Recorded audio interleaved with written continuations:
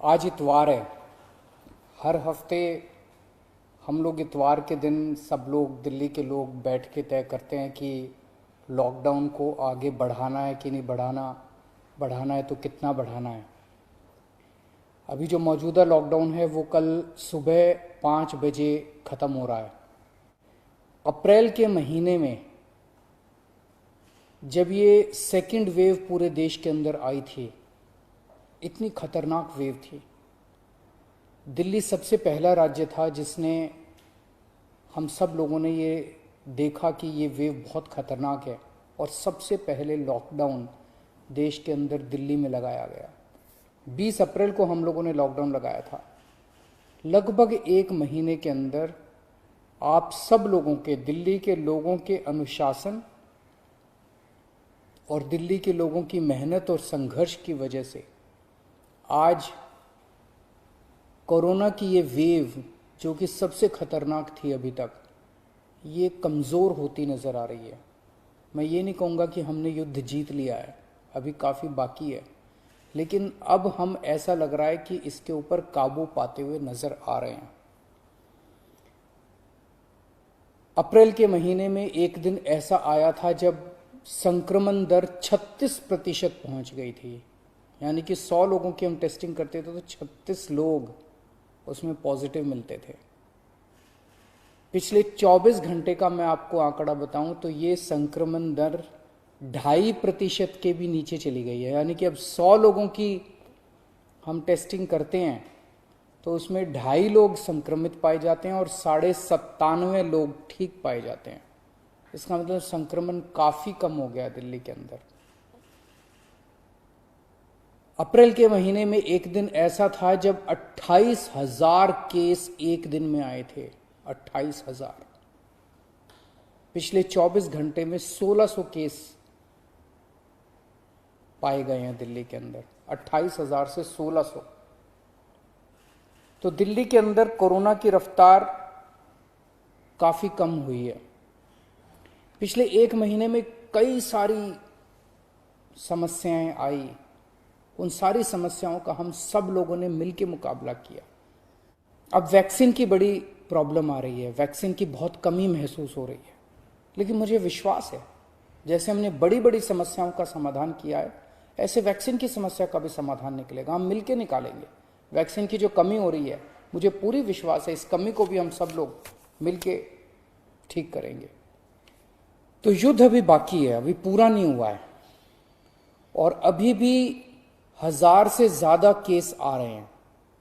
तो एक आम राय ये बन रही है लोगों की कि 1 हफ्ते के लिए लॉकडाउन और बढ़ा देना चाहिए, क्योंकि अभी अगर लॉकडाउन खोल दिया और जो कुछ हमने पिछले 1 महीने की इतनी कड़ी मेहनत, संघर्ष और त्याग की वजह से पाया है, कहीं वो खत्म ना हो जाए। तो सबकी आम राय ये है कि 1 हफ्ते के लिए और लॉकडाउन खोल देना चाहिए। तो दिल्ली सरकार ने ये निर्णय लिया है कि 1 हफ्ते के लिए लॉकडाउन और बढ़ाया जा रहा है। अगले सोमवार 31 तारीख की सुबह 5 बजे तक के लिए लॉकडाउन बढ़ाया जा रहा है। अगर केसेस के घटने का सिलसिला इसी तरह से जारी रहा अगले 1 हफ्ते भी, मेरा आप सब लोगों से अपील है, निवेदन है, जैसे आपने अभी तक सहयोग किया, आपने अभी तक कठोर अनुशासन का पालन किया, लॉकडाउन को फॉलो किया, इसी तरह से आप आगे भी जारी रखेंगे, कोरोना के नियमों को आगे भी फॉलो करेंगे। अगर इसी तरह से केसेस के कम होने का सिलसिला जारी रहा तो 31 तारीख से फिर हम अनलॉक की प्रक्रिया चालू करेंगे। एकदम से अनलॉक करना ठीक नहीं रहेगा, तो वो भी धीरे धीरे कुछ गतिविधियों को 31 तारीख से फिर हम खोलना चालू करेंगे। लेकिन अभी सबकी राय के मुताबिक, मैं दिल्ली के लोगों की राय के मुताबिक 1 हफ्ते के लिए हम लोग लॉकडाउन और बढ़ाने जा रहे हैं। इस वक्त हमारी सबसे टॉप प्रायोरिटी है कि किस तरह से दिल्ली के 2 करोड़ लोगों को वैक्सीन जल्द से जल्द लगाई जा सके।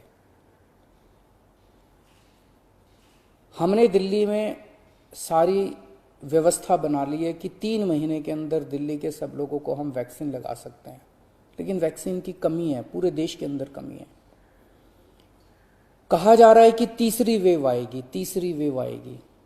हमें तीसरी वेव का पूरी शिद्दत के साथ तैयारी करनी है। तो हमारी पहली प्राथमिकता तो ये है कि वैक्सीन लग जाए। अगर वैक्सीन लग गई तो शायद तीसरी वेव ना आए। अगर वैक्सीन सबको लग गई तो शायद तीसरी वेव से हम लोग बच सकें। तो एक तरफ तो हम सबको वैक्सीन लगाने की तैयारी कर रहे हैं, जल्द से जल्द लगाने की तैयारी कर रहे हैं, सबके सामने कोशिश कर रहे हैं कि जहां से भी हो सके, केंद्र सरकार से, दूसरी कंपनियों से भी, सबसे मैं खुद बात कर रहा हूं, जितनी विदेशी कंपनियां हों चाहे भारत की कंपनियां हों, कि कैसे हम ज़्यादा से ज़्यादा वैक्सीन लगा सकें। कोई चाहे कितने रुपए में वैक्सीन दे दे दिल्ली के लोगों के लिए, चाहे हमें अपना जितना भी बजट खर्च करना पड़े दिल्ली के लोगों के लिए वैक्सीन लाने के लिए, हम खर्च करने के लिए तैयार हैं। कहीं से दिल्ली के लोगों के लिए, अपने लोगों के लिए वैक्सीन मिल जाए।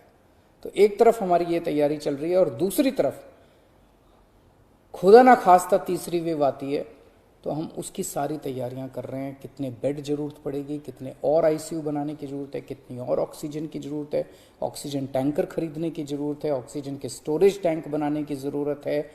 ये सब तैयारियां वो भी साथ साथ चल रही है। लेकिन भगवान ना करे कोई तीसरी वेव आए, भगवान करे कि सब लोग सुख, शांति और स्वस्थ रहें। नमस्कार।